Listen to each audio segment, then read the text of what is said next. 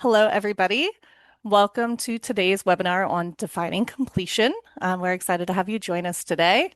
I see everybody's tuning in with where they're are chiming in with where they're tuning in from. So great to see all of the locations there. A couple of things to note before we really get started.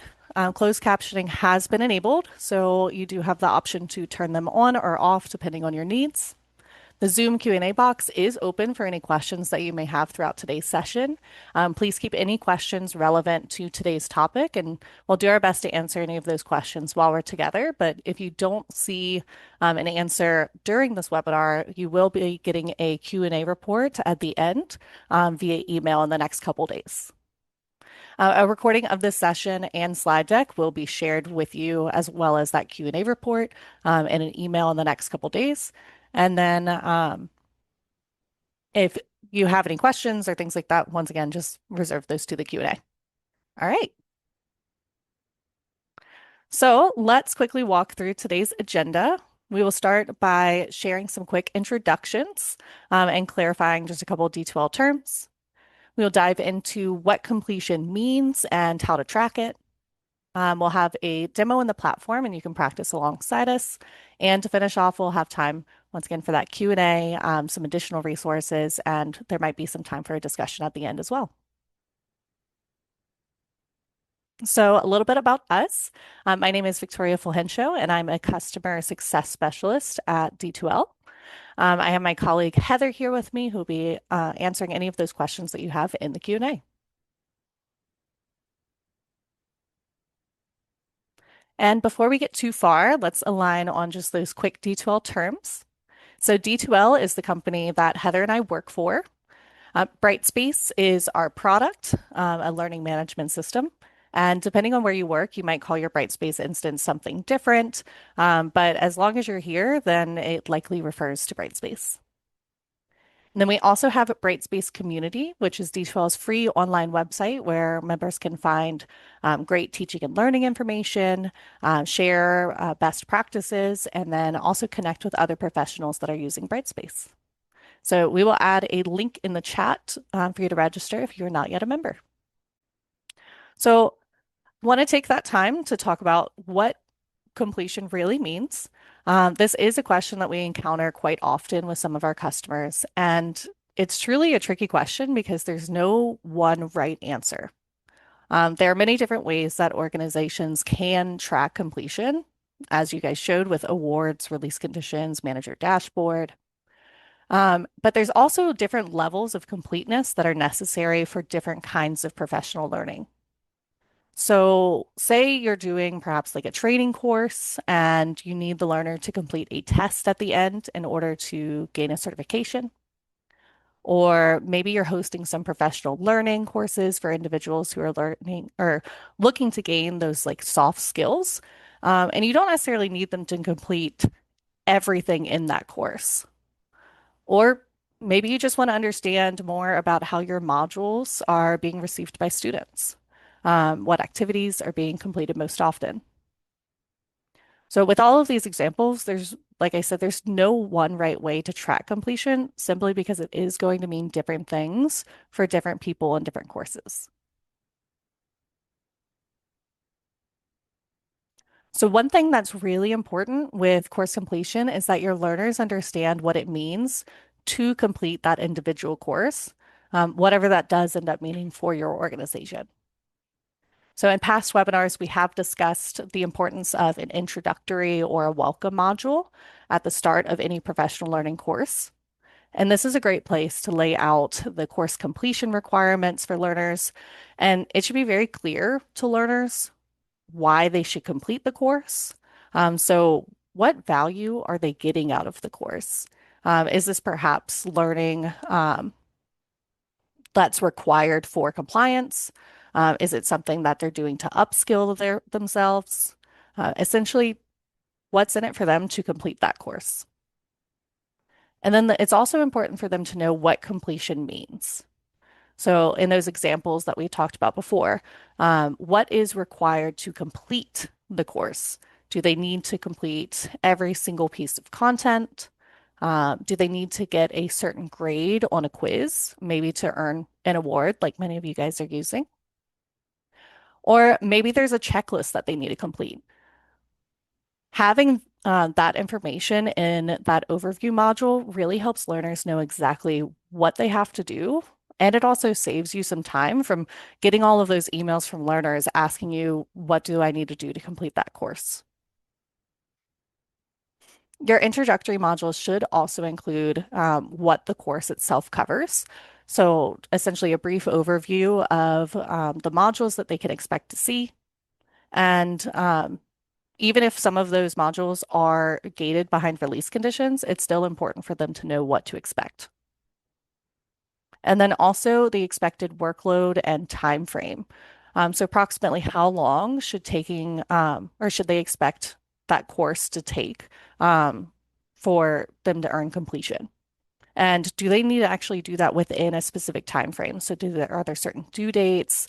Oftentimes with compliance training, that needs to be done by a set date. And so those expectations, laying them out ahead of time is really important.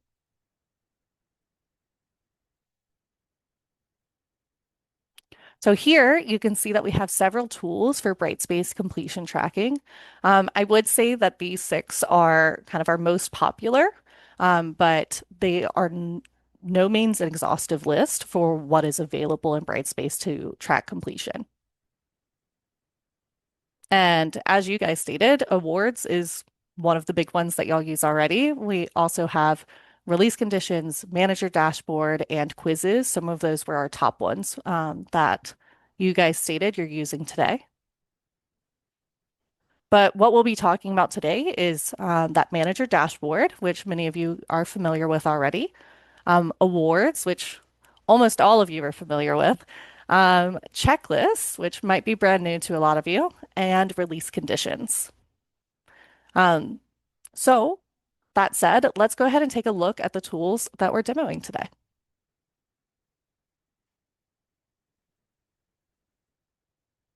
So I'm going to start right here on my course, or not my course, sorry, my organizational homepage.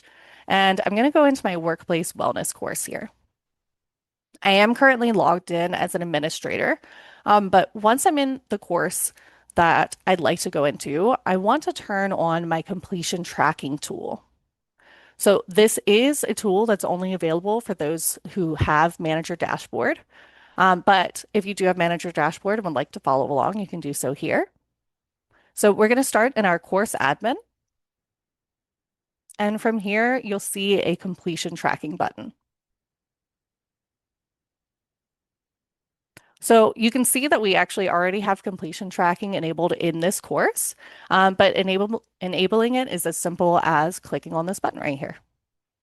You'll see that this actually does come up with an alert saying that disabling completion tracking can lead to a loss of data in this course because I have already had that turned on. So once again, I'm going to click that, make sure I'm not changing anything for anyone in that course. But once you have completion tracking enabled, you can see that we have a couple different options here. So we have content topic completion and then a defined condition completion. So if you go with the content topic completion, which is what we have checked off right now, this requires learners to visit every content item within a course to complete that course. But if you'd like to go with this defined conditions, that essentially uses release conditions to give you the opportunity to customize what you'd like your students to complete within the course in order to actually finish that course. So I'll show you what that option looks like. From here, I already clicked defined conditions, and we're going to click create. From here, just like if you were to go into a release condition, which I saw that many of you are familiar with already, you'll pick your condition type. And from there, you can pick any of these options here. Since many of you said that you are familiar with awards already, I'll actually pick that one. So we're going to do it based off of award earned. And we will do our Workplace Wellness Course Completion Award. So this will say the recipient of the certificate has completed all the required components of that course. And so now if I was to press create and save that there, that would mean that once a learner earned that award, they would have completion for this course. But we don't recommend switching between that content topic based completion and the release condition based completion tracking while a course is ongoing. Set that up at the beginning of your course. Um, so with that guideline, I'm going to press cancel here and we're going to go back to our all required content topics are complete. So now that you've seen what it looks like for that completion tracking tool, I want to show you what it looks like in our manager dashboard. So I'm going to go back to my organizational homepage. We'll go to professional learning and go to manager dashboard. But the downside is, as an administrator, I don't actually have any direct reports for myself. So what we're going to do is we're going to log in as someone who does have direct reports.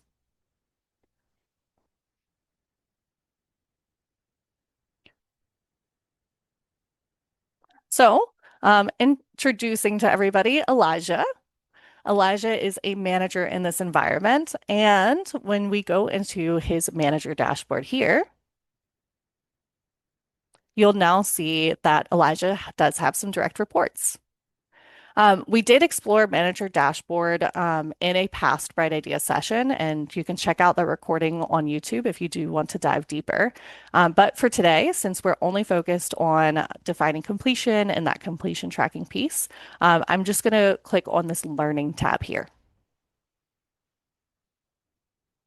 So you can see the various courses here, and you'll notice that some of these courses state either the number of learners who have completed that course, which it looks like for all of these courses, none of my reports have completed them.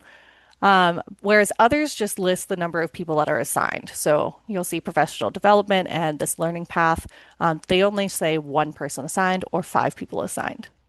So if you see these notes here, that just means that completion tracking is not enabled in those particular courses. But since we were just in the workplace wellness course, we know completion tracking is enabled there based off of this and the fact that we can click on it. When we click on that course, you'll be able to see information on when that course was last accessed right here, as well as how much our learners have progressed in the course. And one quick note, if we go back again, you'll also see if something's over a particular due date, so that time frame that I mentioned earlier, you'll get a flag here stating that those folks are overdue. So if we go into our annual compliance training, very timely for this time of the year, you'll see that Lynn has completed about half of it, whereas nobody else has actually gone into it yet. So Elijah needs to check in with his reports to make sure that they're getting on that compliance training. So the next thing I want to show you is how to create a checklist. We have talked about checklists a few times in these Bright Idea sessions, but what I'm going to do for that is I'm going to log in as Lynn, who has completed some of these sessions. Um, and so right now, you can see in the corner, I'm Lynn. She is an instructor in our workplace wellness course. And we actually have a checklist tool right here at the top in my nav bar here. If you don't see the checklist tool in your nav bar, you should be able to access it in your course admin section. But from here, you'll see I already do have one checklist here that's available. But if I wanted to create something new, I'll just click New Checklist. We will give it a name. And since this is all about course completion, we're going to do a course completion checklist. And descriptions are optional, but I do like to add one. So for this, I've completed the following modules for this course. And we will press save. From here, I'm going to actually go and create the categories and the items that are part of my checklist. So we're going to start with a new category. And the category is our workplace wellness modules. I only want one category though, so I'm just going to press save from here. And from here, I can go in and create my items. So the module names that we have in this particular course are stress at work, save and new. We have reduce anxiety, save and new. And we also have handling stress. And that's my last one. So I'm going to press save here. So you'll see now on our checklist that there is a category of workplace wellness modules. And then here are the three modules that as a learner, I would have to complete this course. You can see also that within all of these spaces, there is a full Brightspace editor to add various types of content and media to these checklists. So definitely play around with these options. You can go in and add YouTube videos and kind of just see what's available and what fits best for you. So there's also the option to add due dates to individual checklist items. And due dates might be great for those longer compliance courses or enablement courses, even to give learners a framework on when they should be completing certain modules. In these situations, many organizations like to actually have this kind of checklist available after each module in their content tool. So learners can go in and check it off as they go. So let me show you what that looks like in our content space. I'm going to save and close this. You'll see now we have our course completion checklist here. And we're going to go into content. So we actually have our week 1 orientation already here, but here's our modules that I mentioned before: stress at work, reduce anxiety, and handling stress. So what I'm going to do, since I already completed the checklist, is I'm going to add existing. If I wanted to create the checklist directly from content, I could do that here in the create new button. But I already completed it or created it in the checklist option. So we're going to go to add existing, checklist, and course completion checklist. So now you'll see here at the end, it is at the bottom of stress at work. It is currently hidden from our learners. And if you want to just make that available to learners, you'll click on that visibility toggle there at the top and see now that that checklist is visible to students. So we've seen what it looks like from the teacher perspective, but let's actually go in and see that checklist from the learner perspective. I think we have a little bit of time. So I'm going to log into my last persona here. So we have Angela. And Angela is a learner in this course for workplace wellness. From here, if I'd like to, I can go straight to just the checklist tool and be able to see, once again, that checklist is there. I've completed 0 out of 3 in that checklist. But I also should be able to see it in that content space.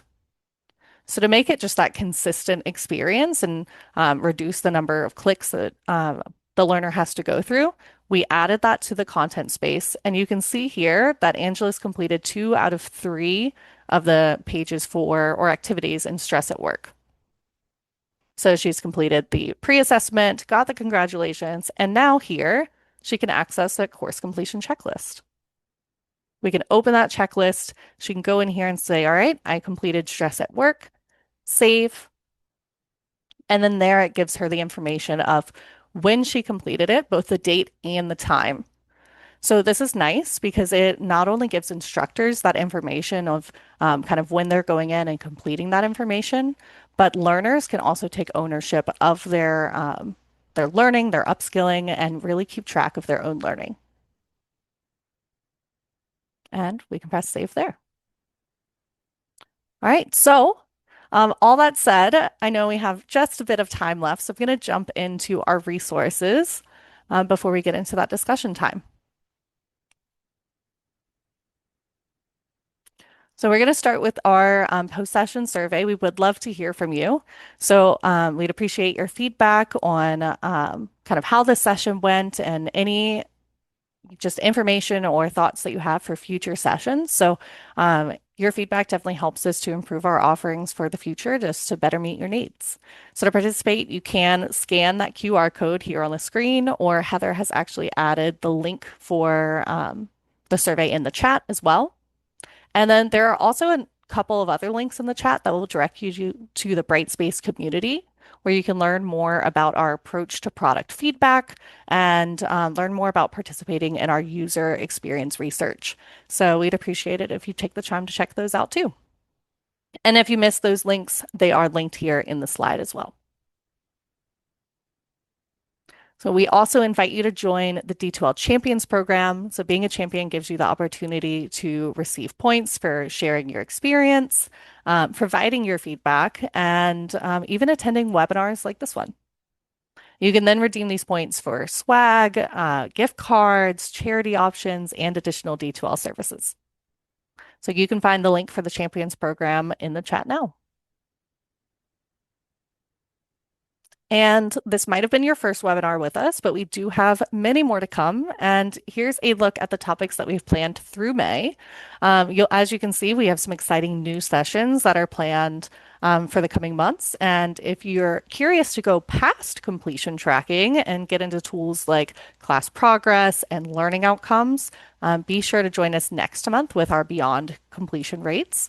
Our overview page that is linked in the chat will dive deeper into those session descriptions. And just a quick note, there are two registration links in the chat right now. The first one is for this Discover New Content experience. It has its own registration link, but these three are all on the second registration link there. And then speaking of webinars, if you don't know yet already, our training team hosts two monthly sessions for all Brightspace users. The first is a Q&A drop-in session where you can get your questions answered in real time. And then the second is focused on what's new in Brightspace using our monthly release notes. So these sessions do give you free access to the training team in a way that you might not get otherwise. So be sure to check them out if you're available.